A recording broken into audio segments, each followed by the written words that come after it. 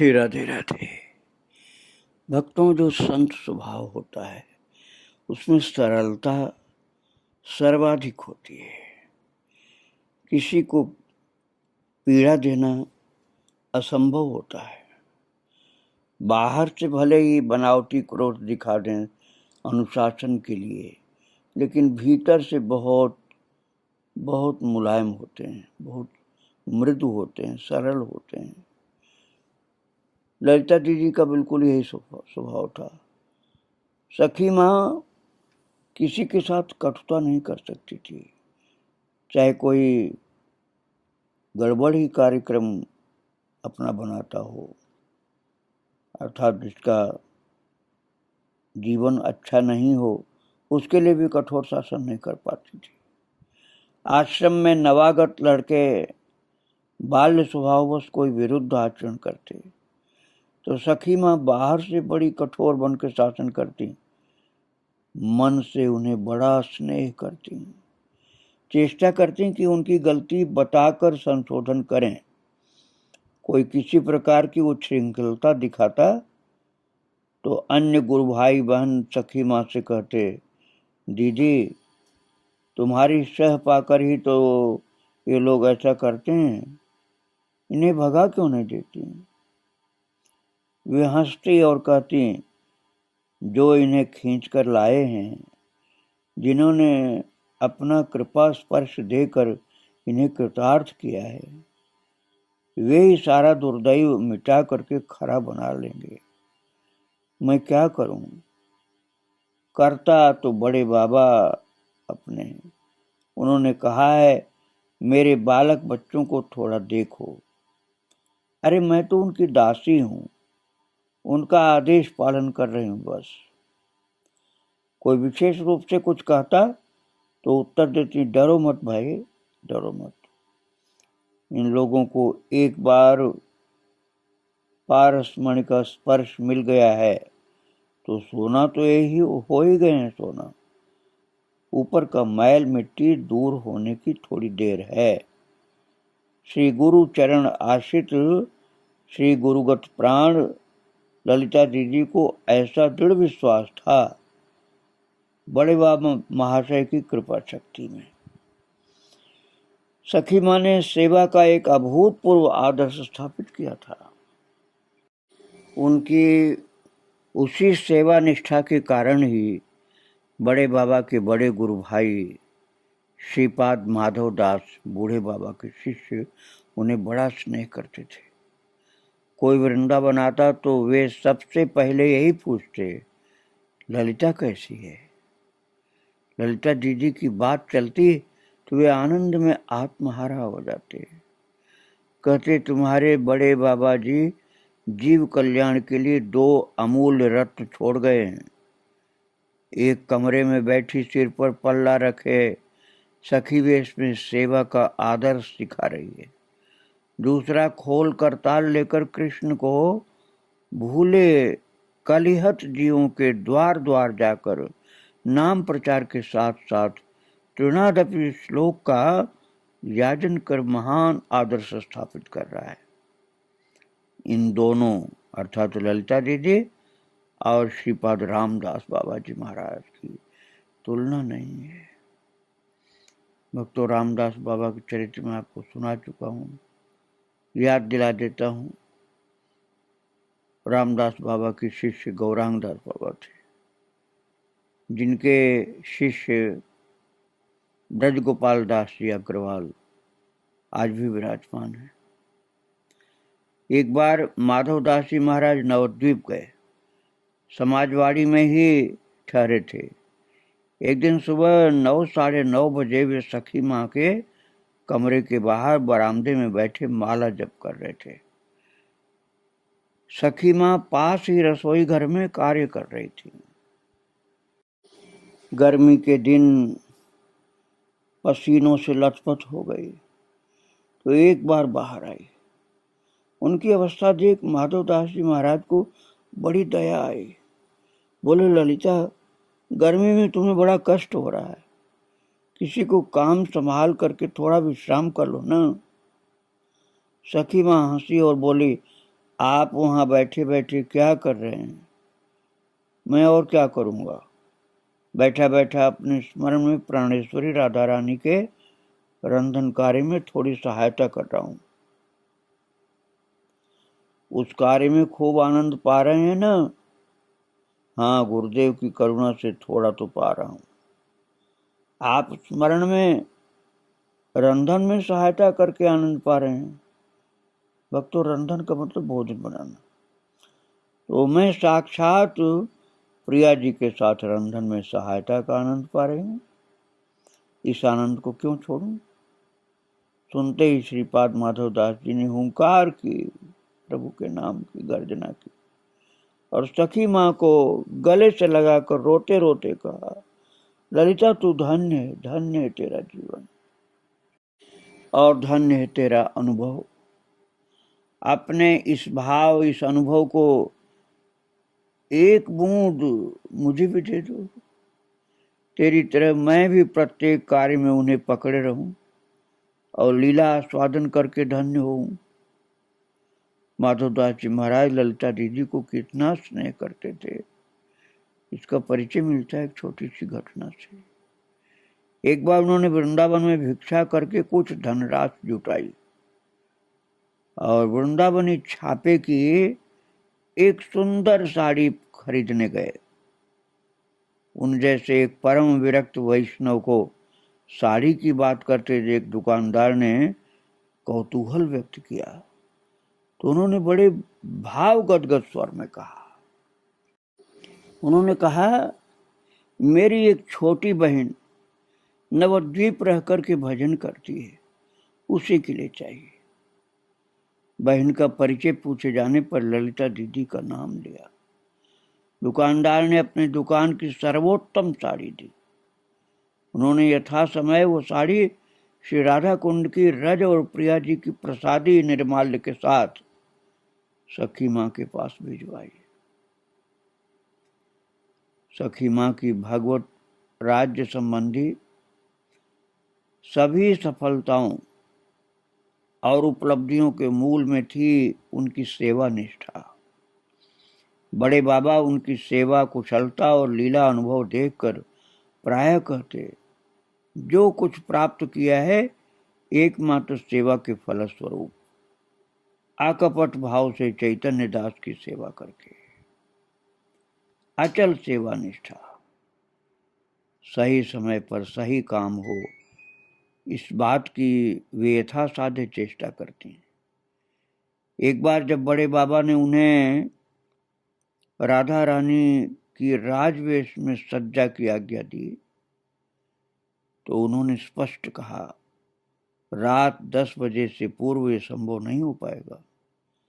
अभिसार कीर्तन, फिर निकुंज में युगल मिलन, इसके बाद जो कहें वो कर सकती हूँ।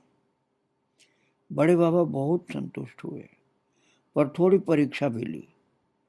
परीक्षा इस बात की थी कि वे लोकापेक्षा करती हैं या नहीं, अर्थात दूसरों की इच्छा और सुविधा के लिए ठाकुर सेवा का समय आज बदलती हैं या नहीं। बोले, कुछ शिक्षित लोग आए हैं जो शाम को जल्दी ही आएंगे, तो वे देखना चाहते हैं तुम लोगों की ठाकुर की वेश रचना की परिपाटी कैसी है।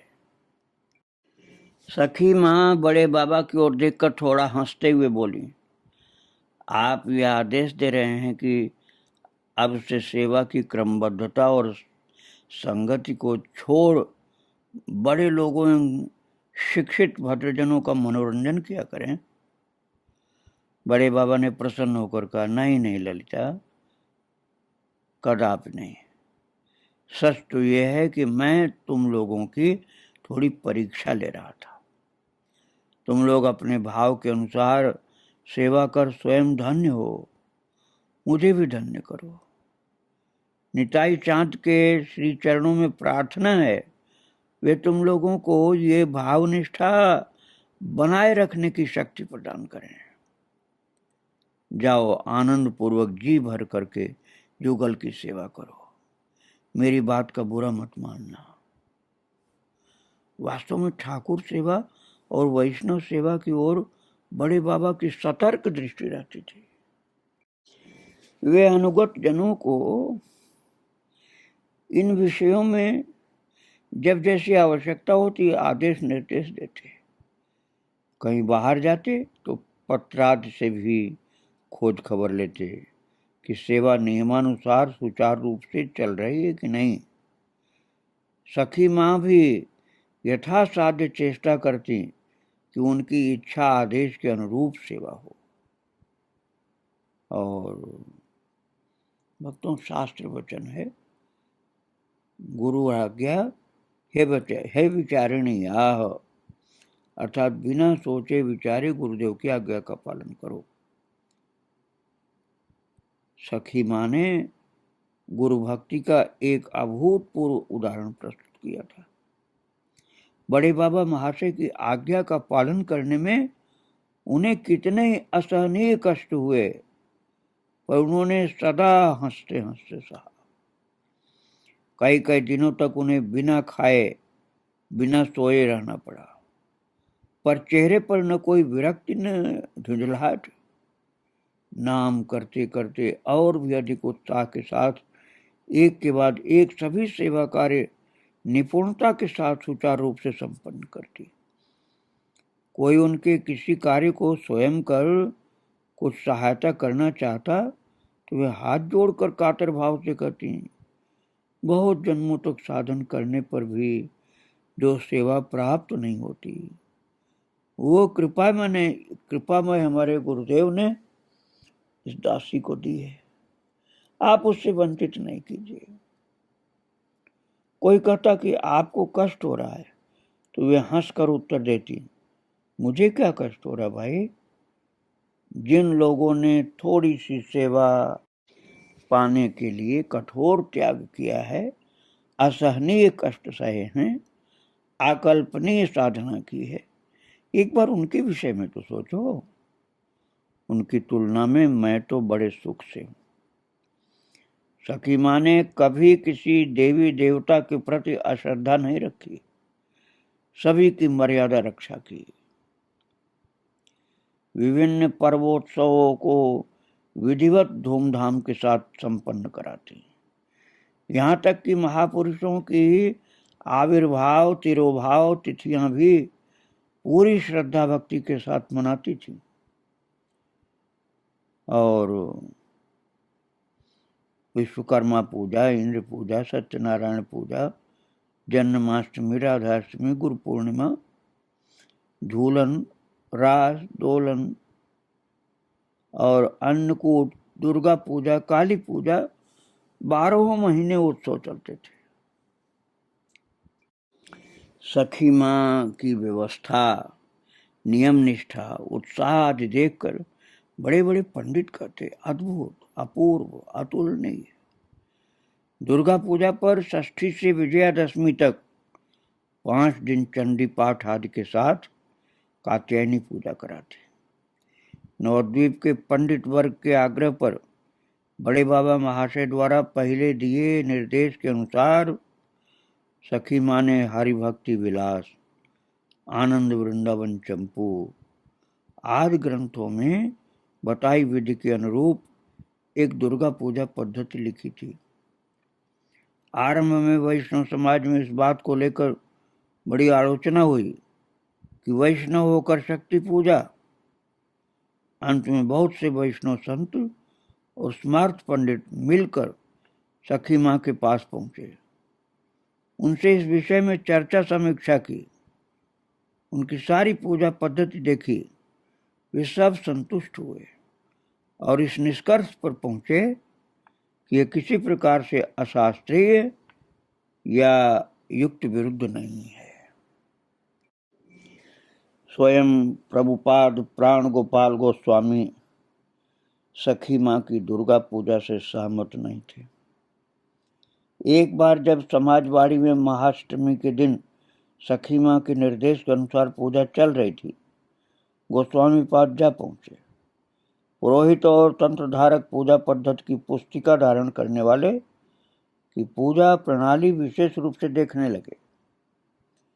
पूजा पूरी हुई तो शांत भाव से सखी माँ से बोले, सखी जी आपकी पूजा देखी, पर लगा कि कहीं कहीं प्रचलित पद्धति से मेल नहीं खाती। ये पद्धति किस विधि के अनुसार है? तो सखी माँ ने बड़ी विनम्रता से कहा, प्रभु दासी की भला कैसी परीक्षा ले रहे हैं? आपसे क्या छिपा है? मैंने मनगढ़ंत कुछ भी नहीं किया। आनंद वृंदावन चंपू में कात्यायनी देवी की जो पूजा विधि बताई गई, श्री गुरुदेव के आदेश से मैंने उसी का पालन किया है। सखी माँ ने गोस्वामी पाद को वो ग्रंथ दिखलाया। ग्रंथ के वर्णन से उनकी पद्धति का पूरा पूरा मेल देखकर और उनके मुख से लीला तत्व आदि के विषय में निगूढ़ बातें सुनकर प्रभुपाद बीच बीच में रोने लगे। अंत में दोनों ने एक दूसरे को दंडवत प्रणाम किया। जाते जाते प्रभुपाद प्रेम गदगद कंठ से बोले, आज मेरे लिए बड़े आनंद का दिन है। संदेह तो मिटा ही, गुरु कृपा से भजन राज्य के एक नए पथ का पता भी चला। वास्तव में बड़े बाबा ने झांझ पीठा में दुर्गा पूजा आरंभ की थी। वो प्रचलित दुर्गा पूजा से बहुत कुछ भिन्न थी।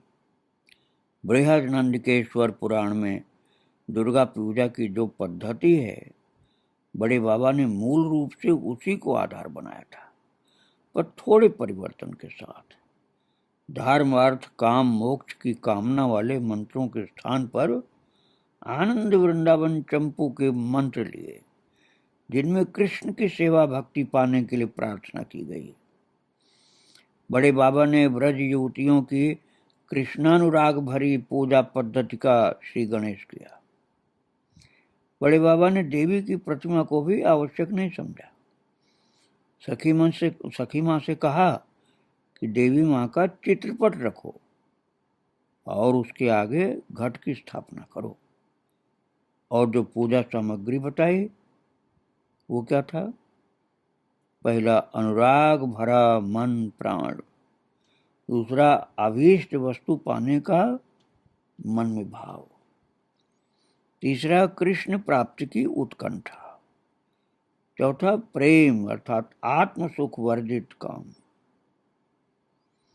और निष्ठा भक्ति विश्वास आदि। साथ में चाहिए तुलसी बिल्वपत्र, आम की टहनियां, पुष्प चंदन दूर्वा, तंदुल, पके केले, फल मिष्ठान। बड़े बाबा ने कहा, श्री कृष्ण चरणों में सेवा भक्ति और रतिमति की कामना करते हुए माँ को जितने उपहार चाहो दे सकती हो। जो लोग ऐश्वर्य गंधहीन रसमय ब्रजेंद्र नंदन श्री कृष्ण की मधुर भाव से उपासना करते हैं, उन्हें सभी देवी देवताओं की पूजा कर उनकी कृपा पानी होगी। याद रखो, योग माया की कृपा के बिना अभीष्ट प्राप्ति किसी प्रकार भी संभव नहीं। गोपियों ने कात्यायनी व्रत और गोपेश्वर पूजा करके ही कृष्ण को प्राप्त किया था, और कात्यायनी पूजा करके गोपियों ने प्रार्थना भी की थी, नंद गोप सुतम देवी पतिम में कुरुते नमः। बड़े बाबा महाशय ने एक विशेष पूजा विधान निर्धारित किया। सर्वप्रथम शालिग्राम जी की पूजा की, भोग की सभी वस्तुएं उन्हें निवेदन की और वही प्रसाद देवी को अर्पित किया। अर्थात शालिग्राम भगवान की पूजा के द्वारा जो शालिग्राम जी का प्रसाद प्राप्त हुआ, वही प्रसाद देवी को अर्पित किया। देवी की पूजा की, लेकिन वैष्णव पद्धति से। एक बार दुर्गा पूजा पर एक भक्त ने ललिता दीदी से पूछा, प्रतिमा पूजा का चलन क्या भाव प्रवणता या अंधविश्वास के कारण हुआ? दीदी ने कहा, आर्य ऋषियों ने कभी कोई कार्य अंधविश्वास के वशीभूत होकर या भावावेग में नहीं किया। उन्होंने शास्त्रीय वेद विधि के अनुसार मृणमयी, प्रस्तरमयी, दारुमयी या धातुमयी मूर्ति में प्राण प्रतिष्ठा कर उसे पूरी तरह देवी देवताओं के आविर्भाव के उपयुक्त बनाकर प्रतिमा को देवत्व में प्रतिष्ठित कर पूजा आराधना करने का निर्देश दिया है और स्वयं ने भी आराधना का अभीष्ट फल प्राप्त किया है। अध्यात्म विद्या संपन्न तत्वदर्शी सर्वज्ञ ऋषि अपने अपने साधन लब्ध योग बल से दिव्य चक्षुओं की सहायता से जो देख पाए थे उसी का प्रचार किया और उसी को लिपिबद्ध करके रखा। दीदी ने बड़े बाबा के श्रीमुख की बात कही। धर्म पथ के प्रमुख संबल हैं विश्वास, भक्ति, श्रद्धा।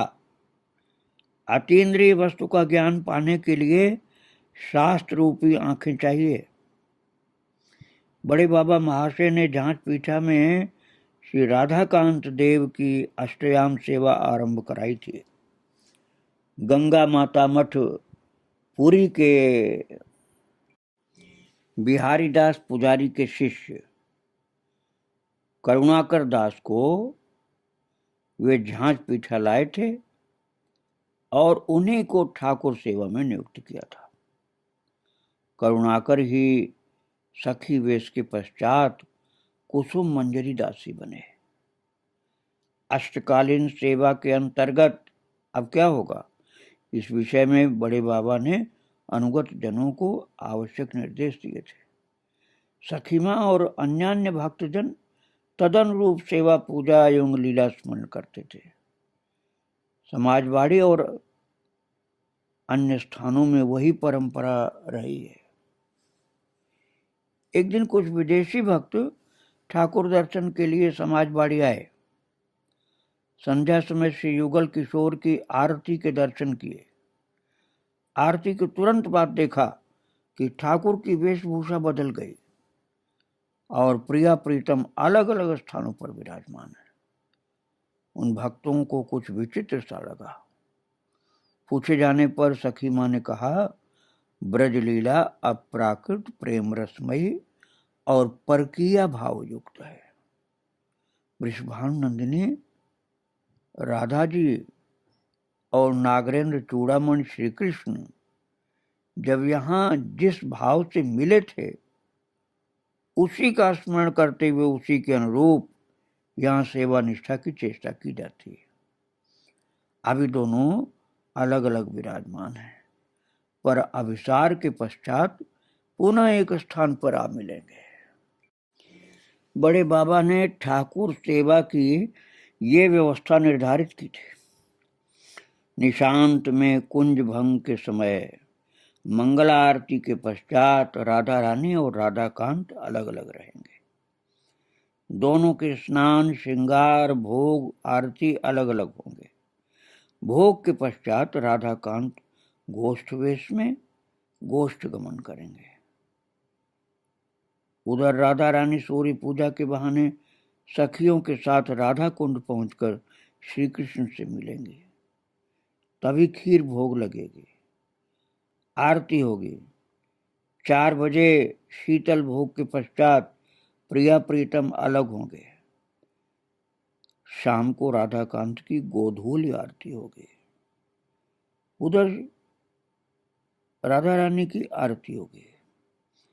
वे जल लाने के बहाने जाएंगी। तब युगल मिलन और आरती होगी। आरती के पश्चात दोनों अलग अलग होंगे। 10 दंड अर्थात 4 घंटे रात्रि के पश्चात अभिसार, पुनर्मिलन, भोग, निकुंज आरती और युगल का एकत्र शयन। तो बड़े बाबा अर्थात गुरुदेव के कृपा प्रसाद के द्वारा ही सखी माँ जो ललिता दीदी थी उनके अंदर दैवी ज्ञान, दैवी भक्ति संस्कार प्रकट होते थे और उन्होंने उसी दिव्य ज्ञान और दिव्य अनुभव के द्वारा एक डायरी तैयार की थी सेवा पूजा की।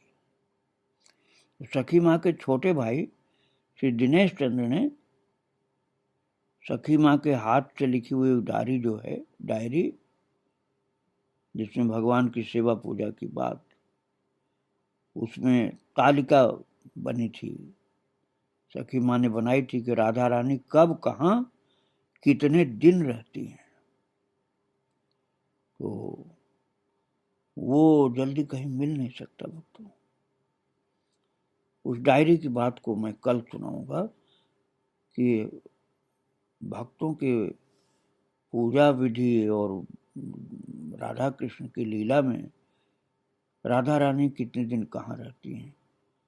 बड़ा ही महत्वपूर्ण है वो, जो सेवा पूजा करने वाले हैं उनके लिए।